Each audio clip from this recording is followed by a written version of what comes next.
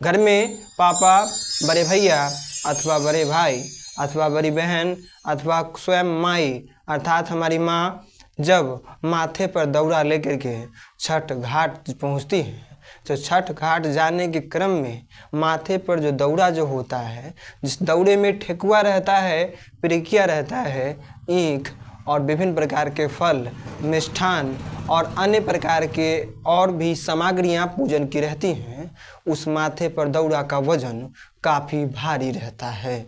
और दौरा का भारी वजन इस बात का संकेत है कि छठ घाट पर पहुंचने के क्रम में जो तकलीफ़ सहन करनी पड़ती है वजन के रूप में, वो तकलीफ़ तो एक दिन दिखाई पड़ती है, मगर उस तकलीफ़ को हमारे पापा, आपके बड़े भाई जो आपके घर में आपके लिए कठिन श्रम करके, शहर में श्रम करके आपके लिए 2 पैसों की व्यवस्था करते हैं, वो गार्जियन, वो आपके पापा, वो आपकी माई, उसी प्रकार का वजन माथे के दौरे की वजन की तरह उस वजन को हर दिन सहन करते हैं। तो छठ पर्व से यह संदेश भी हम लोग ले सकते हैं कि हम लोग अपने अभिभावक की मजबूरी को समझ करके अपने अंदर परिवर्तन ला सकते हैं।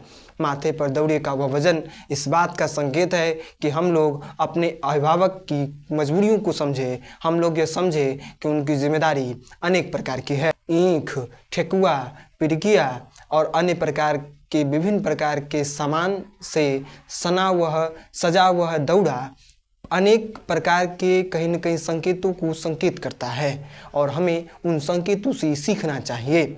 छठ पर्व अनेक संदेश से ओतप्रोत पर्व है। यह कहें हम लोग तो कहीं न कहीं इसमें किसी भी प्रकार की कोई भी गलत विचारधारा प्रस्तुत करने जैसे कोई बात नहीं होगी। वाकई में छठ पर्व एकता, भाईचारे के संदेश से ऊपर उठ करके और भी अनेक संदेशों को खुद में समेटे हुए वाला पर्व है। ऐसा इसलिए हम लोग कह सकते हैं कि आप लोग देखते होंगे कि छठ घाट के दिन अनेक लोग जो कि छठ घाट पर पहुंचते हैं वह बेहद सामान्य परिवार के होते हैं अथवा बड़े विशेष परिवार के होते हैं, मगर सबके डाले में ठेकुआ, पिरिकिया और अन्य जो पूजन सामग्रियां जो होती है, यदि किसी धनाढ्य परिवार में, किसी धनी परिवार में का जो दौरा जो होता है वह और एक सामान्य परिवार के घर का जो दौरा होता है वह, दोनों में एकता पाई जाती है, दोनों दौरा में भी भाईचारा पाया जाता है। बेशक आपसी माहौल में अपने पड़ोसियों के साथ लोगों का भाईचारा हो चाहे ना हो, मगर उस दौरे का समान भाईचारा एकता का प्रतीक माना जा सकता है। ऐसा इसलिए क्योंकि सबका दौरा एक समान होता है। छठी माई किसी से भी भेद नहीं करती है। ऐसी बात नहीं है कि किसी के दौरा में यदि 56 भोग रखा हुआ है तो छठी माई उसी से प्रसन्न होगी, और जिसके दौरा में मामूली सा ठेकुआ है, मामूली सा पिरिकिया है, तो उससे छठी माई प्रसन्न नहीं होंगी। सबके लिए माँ उसी प्रकार प्रसाद ग्रहण करती हैं जैसा कि माँ को लिए उचित रहता है, और माँ वर्षों से उसी प्रसाद को ग्रहण कर रही हैं। माँ प्रसाद ग्रहण करती कहाँ है? किसी भी ईश्वर को जब हम लोग किसी भी प्रकार का प्रसाद ग्रहण चढ़ाते हैं तो भोजन जो भी हम लोग प्रसाद के रूप में चढ़ाते हैं उस भोजन का लेस मात्र भी अंश भगवान नहीं लेते हैं। भगवान लेते हैं क्या? तो भगवान लेते हैं उस भक्त की भावना को ग्रहण करते हैं। जिस भाव से हम लोग प्रसाद निवेदित करते हैं, अहम प्रसादम निवेदयामि, हम लोग जो निवेदन पूर्वक भगवान को जो प्रसाद चढ़ाते हैं उस प्रसाद को भगवान निवेदित जो हम लोग करते हैं प्रसाद को, उस भगवान जो भक्त का जो भाव होता है उस भाव को वह ग्रहण करते हैं। तो छठ पर्व का अनेक संदेश है। छठ पर्व का संदेश यह भी हम लोग कह सकते हैं कि छठ पर्व एक ऐसा पर्व जिस पर्व का ये संदेश है कि छठ घाट में जो छठ घाट पर जो लोग होते हैं उन लोगों से हम लोग, एक ऐसा समय होता है जब हम सब लोग एकजुट एक स्थान पर जाते हैं। सूर्य सबके लिए एक है, चाहे एशिया महादेश के अंतर्गत जितने भी देश आते हैं उनके लिए हो अथवा अन्य इस धरा पर जितने भी देश हैं विश्व के, उन तमाम देशों के लिए सूर्य सबके लिए एक है। और एक गरीब को भी उस दिन सूर्य संध्या काल में दिखाई पड़ते हैं, अमीर को भी दिखाई पड़ते हैं। हर रोज हम लोग सूर्य को उगते और ढलते देखते हैं। तो सूर्य प्रकृति किसी के साथ भी भेद नहीं करती है, हम इंसान होकर के इंसानों के साथ भी भेद करते हैं। तो यह न करें। यह पर्व इस बात को बताती है कि हम लोग क्या करें, तो हम लोग आपसे मिल्लत भाईचारे के साथ रहें, विभिन्न धर्म संप्रदाय में एकता और समन्वय को स्थापित करें। तो इस पर्व के संदेश से हमें कुछ सीखना चाहिए। साथ ही साथ यह पर्व इस बात को भी कहीं न कहीं दर्शाता है कि उगता हुआ सूर्य यदि खुशी का प्रतीक है तो ढलते हुए सूर्य के लिए भी हमें उसका धन्यवाद ज्ञापित करना चाहिए। इसलिए हम लोग डूबते सूर्य को भी अर्घ्य देते हैं।